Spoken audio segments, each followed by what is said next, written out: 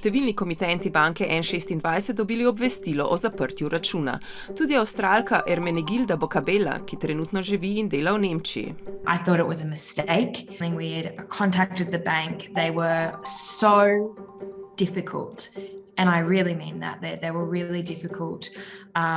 They would only communicate via email. They took 20,000 euros in one foul sweep, so with no warning. And then on top of that, because I work for a big company, I also missed the cutoff for my paycheck. So it meant that I didn't have access to my savings, and then my next paycheck. Račun so brez vnaprejšnjega obvestila zaprli tudi ruski državljanki, ki trenutno živi v Švici. Ker zaradi svojih protivladnih stališč ni najbolje zapisana pri ruskih oblasteh, smo njeno identiteto prikrili. I was on a trip, so I didn't even have money to pay for the bus ticket. Na pomoč so ji priskočili prijatelji in ji posodili denar, a tudi njihove denarnice niso brez dna. The problem with me, I cannot open a new account because I have Russian passport.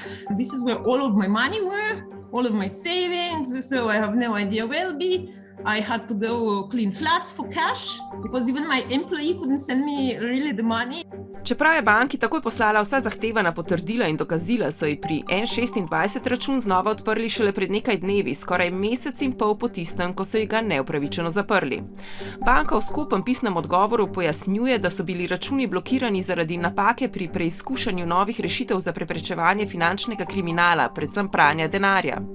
Koliko osebam so zaprli račun, nočejo razkriti. Ob tem še poudarjajo, da so bili nekateri računi zaprti upravičeno, zato njihovi lastniki sredstev ne bodo dobili vrnjenih. Tistim, ki so jim račune zaprli neupravičeno, pa se opravičujejo.